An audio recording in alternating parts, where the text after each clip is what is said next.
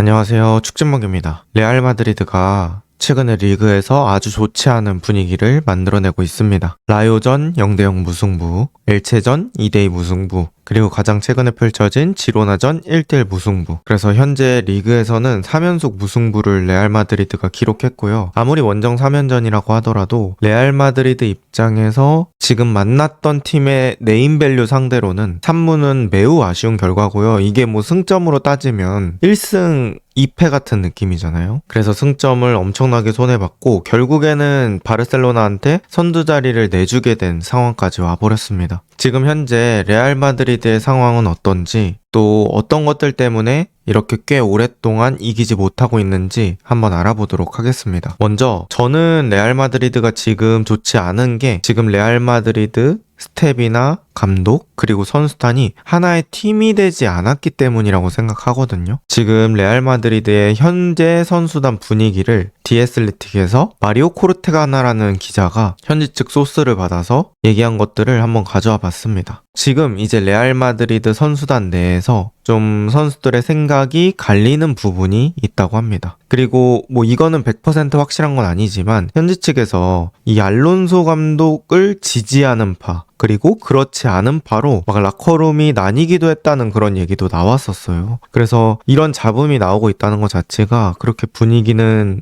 좋지 않다고 볼 수 있고요. 일단은 뭐 디애슬레틱에서는 지금 현재 선수단 내에서 생각이 갈리는 부분이 선수단 간 관계에 큰 영향까지는 아니다 라고 일단 얘기를 하고 있습니다. 그리고 10월 말쯤 레알 마드리드가 리그 선두일 때 이 알론소의 개인적인 접근 방식과 그리고 알론소의 그런 축구 개념 중에 일부가 이제 1군 선수단의 상당수에게 받아들여지지 않았다고 합니다. 그러니까 알론소가 뭐 가지고 있는 축구 철학이나 내가 지금 레알 마드리드 와서 어떻게 하겠다라는 그런 생각들이 1군 선수단과 좀 맞지 않는 거죠. 그래서 이런 부분들이 계속 있는 상태에서 어쨌든 레알 마드리드가 최근에는 성적을 냈던 거고, 최근에는 그러니까 그것보다 더 최근 이제 11월로 들어오면서부터는 리그에서 계속 무승부가 쌓이다 보니까 그렇게 완벽하게 해결하지 못했던 문제들이 하나하나씩 수면 위로 올라오고 있는 것 같습니다. 그리고 최근에 생각 차이를 좁히기 위해 회동했다고 하긴 하는데요. 이런 것들이 지금 완벽히 해결된 상태는 아닌 것으로 보입니다. 알론소의 입장에서 한번 보도록 하겠습니다. 이제 알론소가 레알 마드리드에 처음 도착한 이후에 이런 것들을 느꼈대요. 안첼로티 4년 동안 선수들에게 나쁜 습관이 들었다고 느꼈다고 합니다. 그래서 이 4년 동안 선수들에게 스며들었던 나쁜 습관을 바꿔야겠다고 생각을 했겠죠. 일단 알론소는 안첼로티 감독보다는 조금 더 요즘 트렌드를 원하는 것 같습니다. 그래서 상대가 공 가졌을 때 더 많이 뛰기를 원하고요. 그리고 안첼로티에 비해서는 조금 더 규율성이 있는 감독이라고 봐야겠죠. 안첼로티 때는 뭐 시간을 지키지 않아도 벌금 규정 같은 건 없었다고 합니다. 그런데 지금 알론소로 들어오면서 시간 약속을 꼭 지키는 걸 원하고 또 훈련 강도에 대한 중요성을 강조했다고 합니다. 그러니까 일단 뭐 경기장 내에서 어떤 선수를 기용하고 어떤 전술을 사용하고 이거 떠나서 알론소는 이제 축구와 관련된 그런 규칙들 그리고 전체적인 분위기들 이런 것들을 조금 더 규율성 있게 가져가고 싶어 했던 거죠. 그리고 일정 관리도 되게 타이트하게 하고 훈련도 어떤 부상 예방 차원의 훈련을 하는 것도 되게 중요시했다고 합니다. 그리고 비디오 분석 세션도 되게 많이 진행을 했다고 해요. 그래서 팀 미팅 가지면서 비디오 보면서 이 장면에선 이렇게 했어야겠다 이런 식으로 하는 거죠. 어떻게 보면 이제 되게 열심히 하는 감독이죠. 그리고 규율성 있고 모든 것이 자신의 통제하에서 딱딱딱딱 맞춰지면서 그렇게 해야 성과를 낼 수 있다 라고 생각하는 유형의 감독인 거죠. 그리고 이제 전체적인 과정을 되게 슬림하게 바꾼 거죠. 훈련 중에는 필수적인 스태프만 참여 가능하게 만들었다고 합니다. 그리고 경기 중에는 라커룸 출입도 이제 웬만한 사람들은 좀 제한했다고 해요. 그래서 최소한의 스태프만 출입 가능하게 하고 프라이버시를 유지하고 집중도를 올리기 위한 그런 방식이었다고 합니다. 그리고 아예 경기 종료 휘슬이 불려야지만 라커룸 문이 개방되면서 조금 더 넓은 범위의 스태프가 들어올 수 있었던 것 같습니다.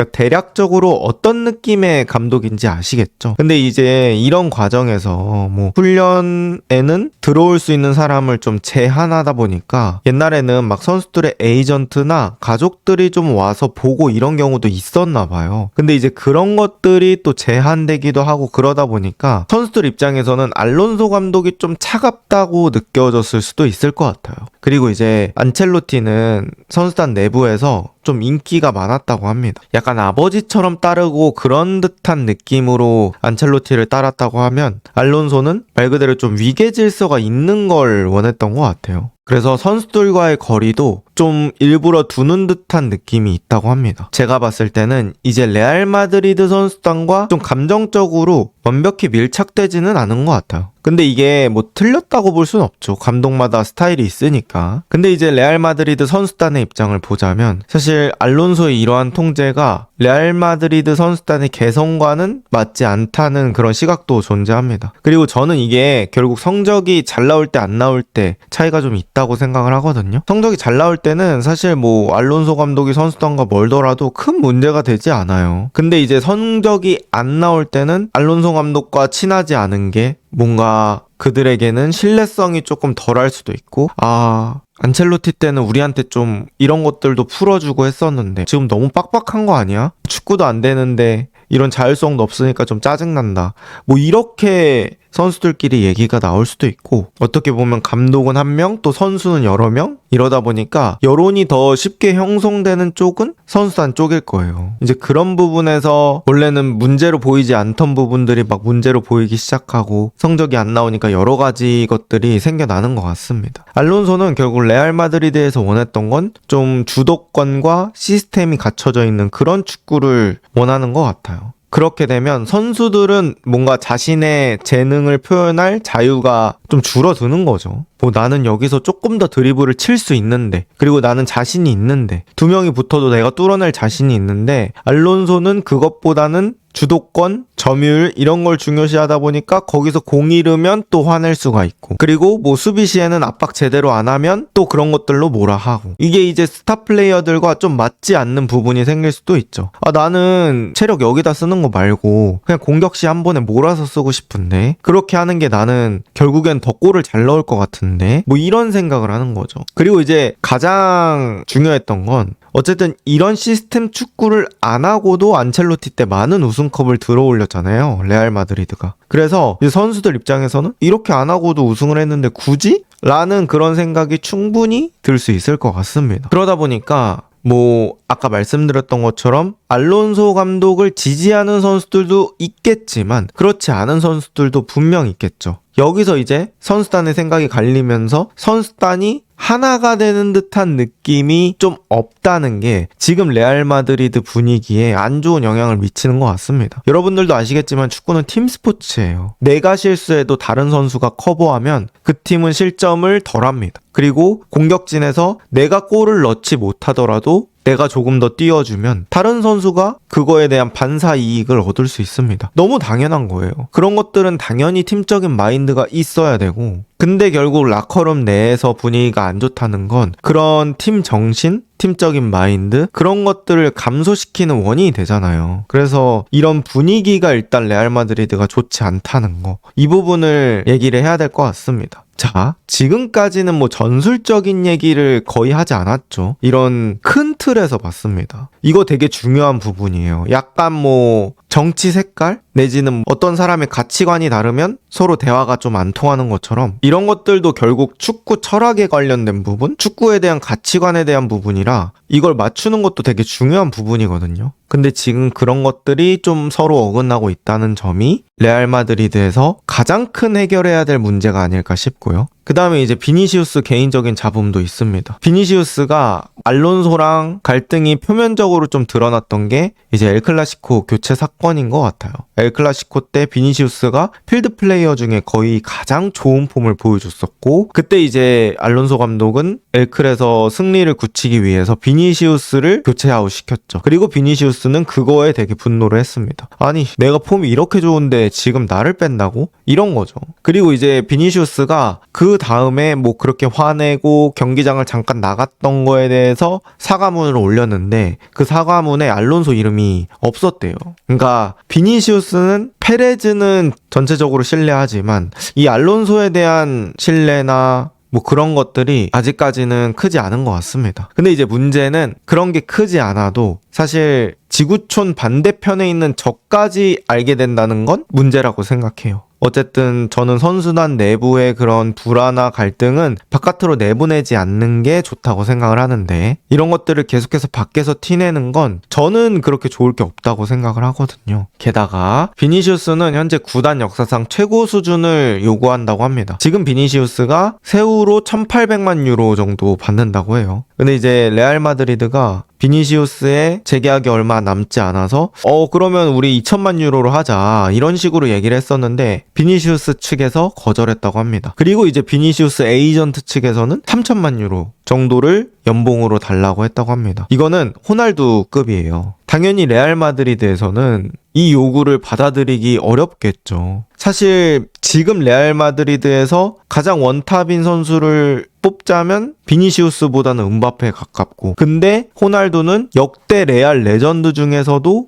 최상위권인데 이제 그런 대우를 비니시우스가 해달라고 하는 거는 레알 마드리드 입장에서는 수락하기 어려울 수밖에 없겠죠. 그래서 이런 잡음들도 있다 보니까 사실 팀이 하나로 잡히기가 좀 어려운 것 같아요. 그리고 이제 좀 전술적인 얘기를 해보자면 사실 레알 마드리드가 지금 좌우 공격의 밸런스가 맞지 않습니다. 사실 어느 팀이나 공격 방향이 한쪽은 조금 더 많은 게 자연스럽긴 합니다. 다 33%씩 이렇게 떨어질 순 없어요. 그런데 이제 레알 마드리드는 조금 왼쪽에 치우쳐져 있다는 느낌이 강합니다. 지금 레알 마드리드의 우측 자원들이 제대로 된 퍼포먼스를 보여주지 못하고 있습니다. 뭐 호드리구 지금 30경기 연속 무득점이래요. 이거는 공격수로서 되게 심각한 수준이고 뭐 옛날에 마리아노 디아스 그 정도 수준이라고 합니다. 그러니까 그 정도로 호드리구가 득점에 대한 감을 못 찾고 있고 나와서 뚜렷한 영향력을 보여주지 못하고 있고요. 브라임 디아스 사실 지난 시즌에는 챔피언스 리그에서 마드리드 더비에서 솔로 돌파로 득점도 하고 그랬는데 요즘은 특별한 장점이 없는 느낌이고요. 순수 기량 저하가 좀 있는 것 같습니다. 그 다음 발베르데는 중앙으로 들어오거나 우측 윙어로 갔을 때는 아무래도 정발 윙어기 때문에 직선 돌파를 좀 어려워하는 것 같아요. 그리고 사실 발베르데는 온더볼 상황에서 뭐 엄청난 기술력으로 축구하는 선수라기보다는 오프더볼로 빈 공간 찾아 들어가고 그 다음에 이제 뭐 상대가 나오지 않았을 때 중거리 때리고 이런 것들인데 사실 그런 모습 잘 나오고 있지 않고 있고요. 발베르데의 순수 폼도 저하된 모습이 있습니다. 제가 느꼈을 때는 너 발베르데가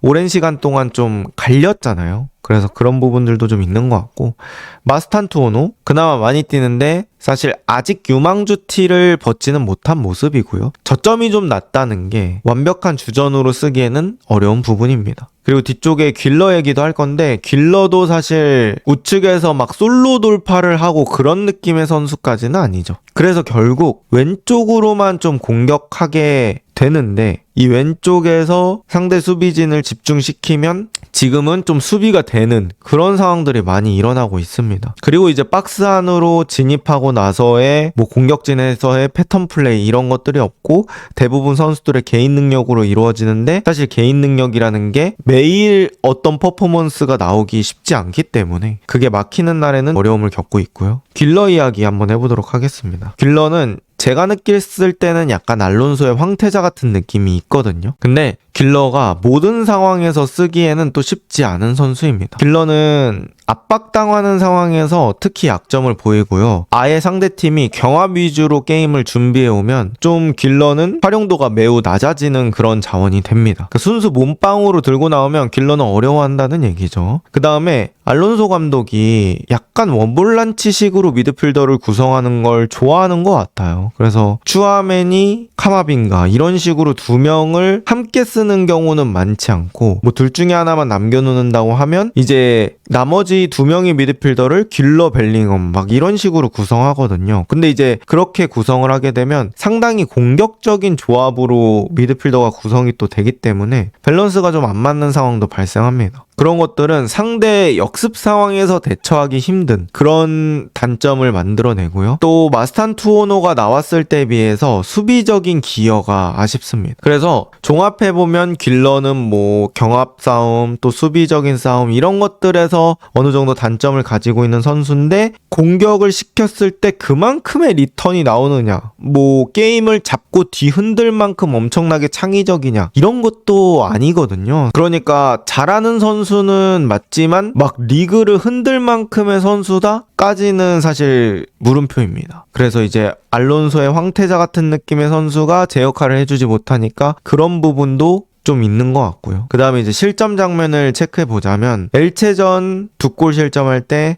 첫 번째 실점은 길러의 맨투맨 미스가 있었습니다. 3대3 상황에서 길러가 자신이 따라가야 되는 선수 제대로 따라가지 않으면서 이제 엘체의 기지로 또 실점을 하게 됐고요. 두 번째 실점은 발베르데가 좀 따라가면서 앞뒤를 막아줬어야 됐는데 발베르데가 따라가다 말아가지고 약간 설렁설렁 수비하는 듯한 장면이 나왔거든요. 그러면서 최종 수비를 보호할 수 있는 선수가 없어지고 결국에는 슈팅을 허용하게 됐습니다. 지로나전 실점 과정은 상대가 잘하기도 했는데 미드필더 백업 속도가 아쉬웠던 것도 사실입니다. 그냥 정말 일반적인 상황이었거든요. 사이드로 공이 풀리고 그 사이드에 있는 공이 가운데로 들어가고 그 가운데에 있는 공을 제대로 커트하지 못해서 공격수까지 공이 들어갔어요. 그래서 뭐 추아메니가 더 타이트하게 내려와 준다든지 벨링엄, 길러 이런 선수들도 더 타이트하게 붙었으면 결과가 좀 달라졌을 텐데 최후방 수비 라인과 미드필더 라인 사이에 공간이 너무 떴습니다. 그래서 실점 장면에서는 결국 이 레알 마드리드 선수들의 수비적인 마인드에 대한 부분이 주목 포인트가 될 것 같아요. 그래서 일단 전체적으로 감독이 원하는 가치관과 선수들이 원하는 축구에 대한 가치관이 좀 다르다고 생각하고요. 그런 것들을 하나로 일치시키는데 시간이 필요한 상황 같습니다. 그리고 당연히 안첼로티 감독 아래서 4년 동안 축구하던 거와 알론소 감독 아래서 축구하는 건 당연히 다르겠죠. 또 안첼로티 감독은 약간 자율형 감독이었는데 지금 이제 시스템을 입히는 축구를 하려면 당연히 큰 공사입니다. 그래서 비슷한 느낌의 감독으로 바꾼 게 아니라서 시간이 더 걸릴 것 같고요. 그리고 알론소를 뭐 당장 자르기에는 성적이 그렇게 막 나쁜 것도 아니에요. 승점 1점 차 리그 2위고 챔피언스 리그 5위입니다. 그래서 제가 생각했을 때는 선수단과 알론소 감독의 생각을 일치시키는데 좀 시간이 필요할 것 같고 거기서 이제